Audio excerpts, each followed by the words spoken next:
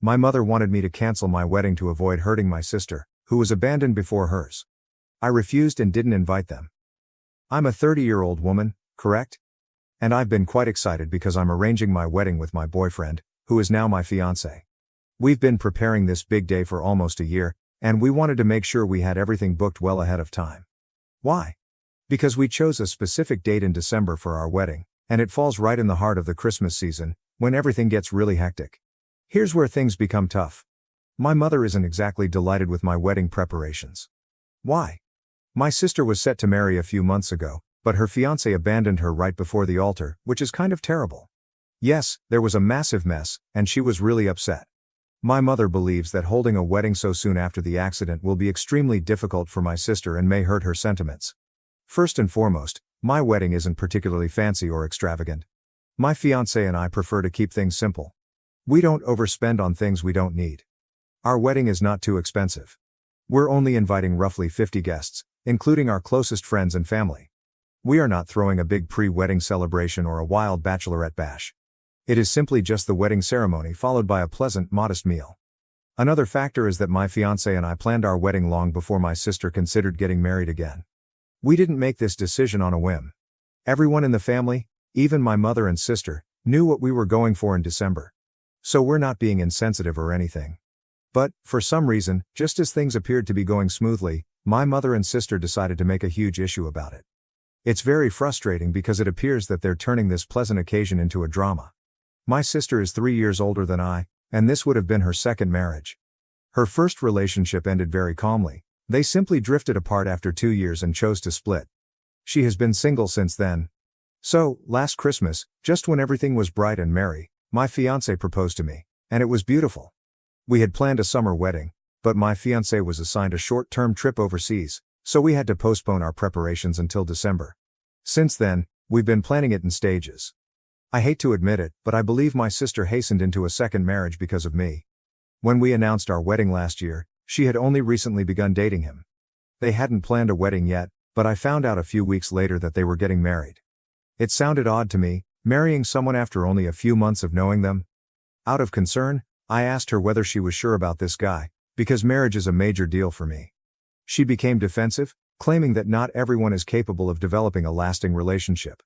It was a really snarky comment, but I let it go. She's never had a steady relationship. I believe the longest relationship she had lasted a year, with the man she married first and then divorced after 2 years. I'm not saying that a year isn't enough time to get to know your partner, but after a broken marriage, one should proceed with caution. She had only known this guy for about 5 or 6 months, but she was ready for another wedding. Anyway, that was her decision, and I respected it and did not intervene further. They had planned an intimate church wedding with only a few guests. I believe it was less than 20. There were just 3 persons from the groom's side on the guest list. He said that his parents resided in a foreign nation and would be unable to attend on such short notice. So, from his perspective, there were 2 buddies and 1 colleague. I believe it was his manager. Nevertheless, I am not certain. However, none of them, including the groom, attended the wedding. We remained waiting at the church. My sister and dad repeatedly called him, but he did not show up.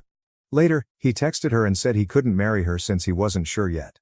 My sister tried to calm him down and advised that they continue their relationship and then decide on marriage. But he ignored her. That dude was in his early 20s, less than 25. Again, I'm not generalizing, but you know how the early 20s are, especially for Generation Z. I don't think anyone wants to settle down at this age, especially after only a few months of dating. Since then, my sister has been bitter toward me.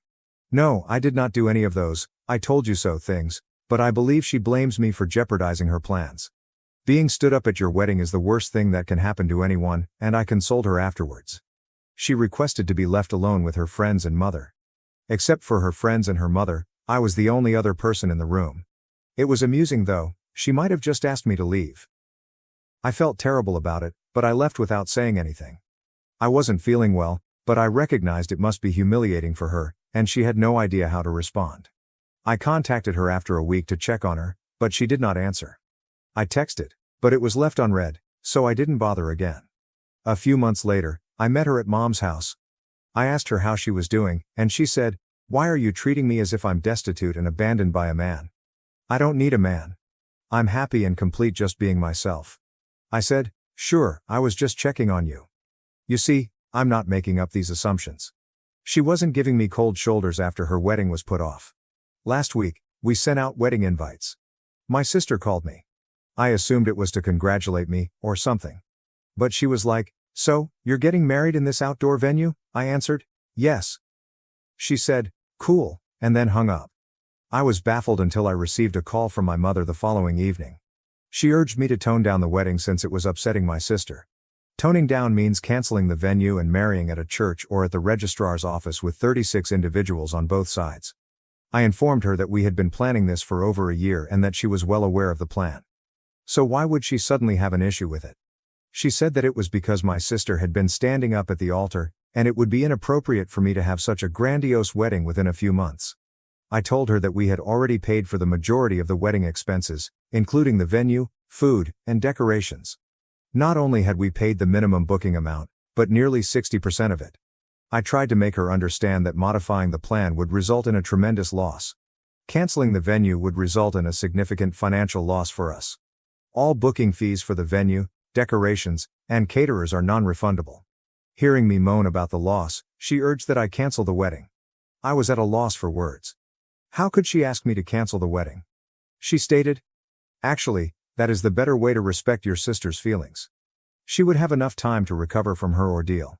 She suggested we move our wedding to next summer. I informed her that we had already postponed it for work reasons and could not do it again. She tried to gaslight me by claiming that if I could do it for my fiancé, I should do it again for my sister if I loved her. This made my blood boil. I assured her that I was not going to cancel anything and that the wedding would proceed as scheduled. She hung up on me. I discussed this with my fiancé, and he believes my sister is overly distraught by her position. It must be difficult for her to believe that everything is okay for me while her life is a shambles. He stated it was fine if I wanted a low-key wedding. Discussing this with my fiancé has made things worse for me because I now believe he is more sympathetic to my sister. It makes me feel like a jerk for not considering her feelings.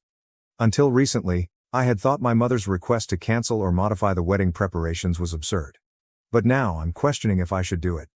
I do not know, guys. Have any of you been in a similar situation? I'd love to have a new take on this. Update 1. Hello everyone, and thank you for participating with me in the comments. It was quite helpful to me. One of the comments, probably many of you, suggested that my mother is narcissistic for asking me to adjust my wedding plans simply because it will harm my sister. I understand you are correct. It was quite cruel.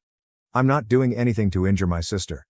If she truly loved me, she would not feel this way. There's no other way to phrase it. She's wounded because she's jealous of me. That is it. And it is not my problem at all. Some of you inquired about my family dynamics, namely whether my mother has always been as apathetic to me and my sister has always been narcissistic. So, the answer is no. Growing up, I never felt that my mother was biased toward my sister. Obviously, every parent has a favorite child unconsciously, but she never made it clear. Yeah, I used to grumble that mom liked my sister more, but she was never harsh or evil toward me. My sister and I had a fairly regular sibling bond in our early days. However, during our adolescence, we grew apart. It wasn't due to fighting or anything like that, we simply matured into completely different people. She was more homely and spent time with mom and our aunts, making small chat. I was never interested in any of that. Instead of spending time with family members, I concentrated on my schoolwork, applying for scholarships, and socializing with friends. I also moved out really early. When I was 18, I enrolled at a college far from home, and I've been living alone ever since. Meanwhile, my sister lived with my parents until she turned 25. She only moved out once she married her first spouse. Even yet, her husband's house was only a few miles away, so she spent every other weekend at mom's place. Dad died 5 years ago, and since then, my sister has moved back in with mom. So, yes, they have spent a lot more time together than I have. Naturally, their link is stronger than the one I have with my mother. Nothing much has happened since my last post. Actually, I'm avoiding any talks with them. I'm not going to visit or call them. My fiancé inquired whether I was contemplating my mother's plea to postpone the wedding. I said no. The wedding would go as planned. I'll provide an update if anything changes. Update 2. I hate to admit it, but my sister is a true narcissist, and mom has been supporting her evilness. So, my mother invited my fiancé and myself out to supper. I didn't feel very well about it. Before that invitation, she contacted me to inquire about the wedding preparations. When I gave her updates, I got the impression she wasn't even interested. It was more like, "Are you still doing that?" Then she interrupted me and asked, "Why don't you come home? We can sit and discuss." I was perplexed by the entire sit and talk thing, but she explained that she only meant a general catch-up. I refused to go since I didn't like how she treated me. But last week, she called my fiancé to formally ask us to supper. He asked if she had a special event or anything she wanted to discuss. But she replied there was nothing special, she just wanted to serve us some home-cooked meals. He couldn't refuse, so we had to comply. Before traveling there, I informed my fiancé that if mom or my sister requested that we cancel the wedding, or even make any changes, he should refuse. My fiancé is a soft-spoken gentleman who is easily taken away by the emotions of others. I advised him not to give in to their demands or make any promises. If such a circumstance came, he should remain silent and I would handle it. We went there and, thankfully, my sister wasn't present.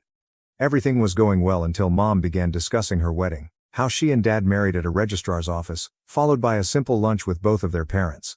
She went on to explain how the money helped them set up their home and take care of other crucial matters. Then mom tried to manipulate my fiancé by suggesting that we have a long life ahead of us and shouldn't spend money on the wedding. I informed mom that we had previously planned a very low-cost wedding relative to our means. We both make decent money, but we live a very basic lifestyle. She went on to remark that it is our family tradition to have an intimate wedding because we are humble people who do not believe in bragging. I was like, wait a minute. My sister's first wedding was more than intimate. It had almost 100 attendees. Mom defended it, claiming it was the family's first wedding and dad wanted it that way. That day, I discovered how wicked my mother was. She began sobbing, expressing her gratitude that dad was able to organize and see at least one of his daughter's weddings. She went on about how much she misses him at all family gatherings. My fiancé hugged mom to comfort her. I motioned for him not to be taken away by her weeping. He was a little annoyed by my stiffness. My mother almost convinced him, and he said, "Sure, yeah, we'll take care of it. You don't care about things like that." My sister stepped in just then, and oh my God, her bitterness knows no bounds. She rushed to console mom, telling her that she would always be there for her and that, unlike others, she would respect and follow her decisions. Her snark pushed my buttons so hard that I couldn't hold back. I informed her that I had done nothing wrong, but they were targeting me in such a way. This resulted in a full-blown quarrel between us. She stated I should have canceled my wedding because my sister was going through such a difficult time in life. She accused me of being insensitive because I did not even tone down the pomp and show. She was personally criticizing me, but I said nothing negative. I was simply defending myself. But when she remarked it was ridiculous to spend so much money on one event, I returned it to her. I answered, "Yes, it is just one event. However, it is the most important day of my life. And, unlike others, I intend to have it once in my life." She quickly realized I was referring to her two weddings. I understand, it was cruel and mean. But, Guy, I was over her personal insults. For months, they've been calling me selfish and pretentious. I'm done being the good and bigger guy. I'm just finished. Now, I enjoy being the devil. If they actually cared about my happiness, they would not be upset to see me marry. They're just jealous of me. Not to mention that my statement made the situation worse, and my fiancé had to intercede and drag me out of the house. While departing, I exclaimed that the wedding would go forward as scheduled, and if there was a problem, they could skip it. That happened yesterday, and I'm still seething as I write this update. I'll tell you, you can deal with all the injustices in the world, but narcissism from your own family is the most difficult to deal with. Update 3. Thank you, everyone, for your support. I apologize for the rambling in my last update. I was filled with rage and didn't know how to express it. But thank you to everyone who messaged me and commented. That actually calmed me down. Okay, I've got quite an update this time. I am getting married next week, and we are proceeding with our original intentions. That is the good part. A lot has transpired since my last post, but thankfully, I have not lost my resolve. After that severe, I'd call it, fight with my sister and, to a lesser extent, with my mother, I was experiencing a range of emotions, from rage to heartbreak. I didn't communicate with my fiancé for a few days since I wasn't in a state to have a sensible conversation. He intended to make me see something, but all I could think about was how my sister couldn't take seeing me happy, and mom was side with her, completely ignoring my sentiments. My fiancé talked me through it after my fury faded. He proposed that we change the setting to a church and cut down on our family. He believed that my sister was most concerned about the extended family attending the wedding and discussing her shame at the altar. I was compelled to reduce the number of relatives because I was not particularly close to my aunts and uncles. But I truly wanted the venue. Meanwhile, I contacted my cousin, who, to be honest, is more of a gossip monger. I called her to see if my sister had spoken anything about the fight. And indeed, she did. My sister had spread rumors about me everywhere. She claimed that I humiliated and insulted her for her broken relationships. She absolutely exaggerated the entire story. Even if it was only my sister, I could understand. But my mother had also joined her side and had been disparaging me, calling me insensitive and arrogant. When I told my fiancé about this, he instantly got out of it. He was like, "Whatever you decide, I'm not getting into your family drama." So we're sticking with the original plan. A garden-themed wedding with 70 guests, as decided. My sister's narcissism is reaching new heights. She was sobbing in front of my aunts, telling them how insensitive I am and how I am hurting her sentiments by marrying in front of her. Now I don't understand her problem. I'm not marrying her fiancé or husband, why is she making such a fuss over it? I tried to console her. I urged her to feel happy for me. When this technique failed, she began encouraging everyone to boycott my wedding so that I may learn the importance of respecting the feelings of those close to me. When I found out about it, I emailed both of them and told them they were no longer invited to the wedding. I explained how they had been disparaging me and hurting my sentiments. I kept several important family members in the loop, including my godmother, aunt, and her husband, so that everyone knew my side of the tale. Following that email, I noticed the tables turning. I received multiple phone calls from various family members, including my godmother, assuring me that nothing was wrong. I have the right to have the wedding I want. Reservations were made months before, and everyone was aware of the arrangements well in advance. So what my mother and sister were doing was purely terrible. I have every right to exclude them from my wedding. My sister left me a lengthy voicemail, calling me a spoiled brat and arrogant for not respecting her feelings. She stated it was quite tough for her to move on. She had been abandoned by her fiancé during her wedding only a few months prior. Instead of comforting her, I was busy planning my own wedding and clawing her wounds. Then she cursed me. She predicted that I would face a similar fate, or worse. She claimed that my fiancé, or future husband, would leave me or cheat on me with other women. Only then, she explained, would I understand her anguish. All along, I had been supporting myself. I was firm about my decision. But hearing that crushed my heart. I couldn't believe my own sister could curse me like way, only a week before my wedding. The week leading up to the wedding is already an emotional roller coaster for any woman. And hearing this from my own older sister is the worst thing. People bless their siblings and children at weddings. But I am being cursed. I'm not sure what I did to earn this hate. My mother also replied to my email. She claimed she was disowning me. She advised me not to see her again since I didn't care about my family's feelings. This is how things stand so far. If anything more happens, I will provide an update on this topic. Otherwise, send me well wishes for the future. Update 4. Hello again, everyone. I'm here with another update on my wedding story. And what a whirlwind these past few weeks have been. I genuinely appreciate all of your help and guidance. It's been a huge support during these tough times. Following my last update, things took an unexpected turn. With the wedding just days away, my fiancé and I were determined to go ahead with our plans despite the constant family upheaval. Life, as they say, is what happens while you're busy making other plans. 2 days ago, my mother called me. I was afraid to respond, fearing additional requests or comments. But something in her speech took me off guard. It was remorse, which I had not heard from her in a long time. She asked if we might meet for coffee, just the two of us. Against my better judgment I consented, curious to hear what she had to say. We met in a quiet cafe, distant from the recollections of home. My mother, with tears in her eyes, handed me a letter. It came from my sister. In the letter, my sister admitted to being overcome by her own grief. She stated that her actions toward me were unjustified and motivated by her anguish. She apologized for the upheaval she caused and emphasized her desire for my happiness, even if she was still unable to attend the wedding. Then my mother spoke. She apologized for her involvement in everything. She revealed that her grief, over my sister's aborted wedding and the death of my father years before, had impaired her judgment. She told me she loved me and regretted asking me to cancel my wedding. While she couldn't change the past, she wanted to make amends and begged to be a part of my big day. I was stunned. The earnestness in their statements was evident, and it gave me something to think about. I spent the night discussing everything with my fiancé, who was supportive of any decision I made. After careful consideration, I decided to extend an olive branch. I called my sister and mother and told them they may attend the wedding if they felt like it. My sister, still overcome with grief, stated she wasn't prepared to attend. However, she thanked me and wished me a wonderful day. My mother, on the other hand, was grateful and vowed to respect our plans and support us on our special day. Everything is set for the wedding. We're sticking to our original plan, a garden-themed wedding for our closest friends and family. It feels good to move forward. Not only will we celebrate our love, but we will also take steps to mend our family. Thank you again for your words of support and wisdom. I'll make sure to keep you updated after the wedding, wishing us luck and bright skies. Update 5. Hello everyone, I'm back with what I think will be the most joyous update in this entire tale. Our wedding day has come and gone, and it was a celebration that not only represented the start of a new chapter with my husband, but also the mending of old scars in my family. Thank you all for your nice thoughts and useful advice along the process.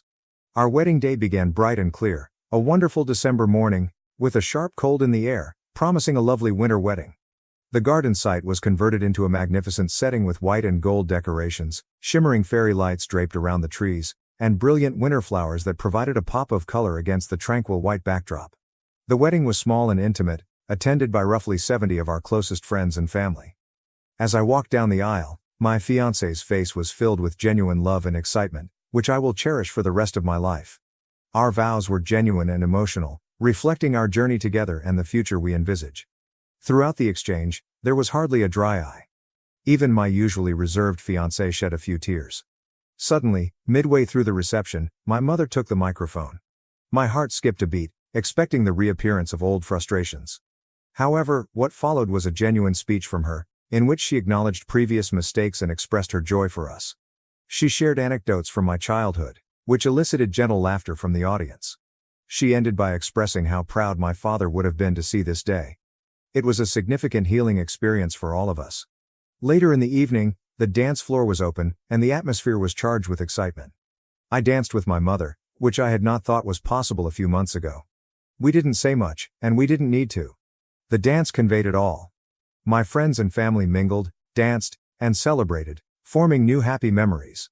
Although my sister was not present, her presence was felt through the beautiful bouquet she sent, along with a heartfelt message.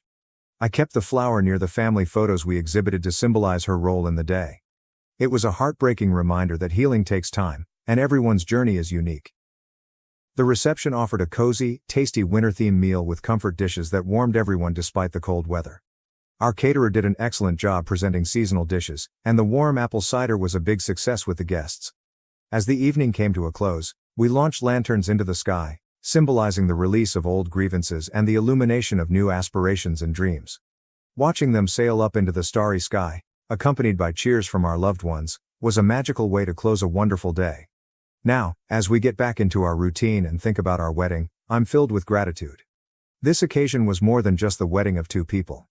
It was about the reconciliation and healing of a family ripped apart by misunderstanding and pain. Moving forward, I wish to mend relationships and create a future filled with love and understanding. Thank you everyone again for your support and for keeping up with my posts. Your ideas and support have been a guiding light throughout difficult times, and I'm grateful for our group. As we travel on our honeymoon and future experiences, I carry not just my husband's affection, but also fresh relationships with my family. Here's to new beginnings, full of hope and excitement. Thank you for watching. If you haven't subscribed yet, please do so and hit the notification bell to stay updated with more shocking real-life stories happening around you.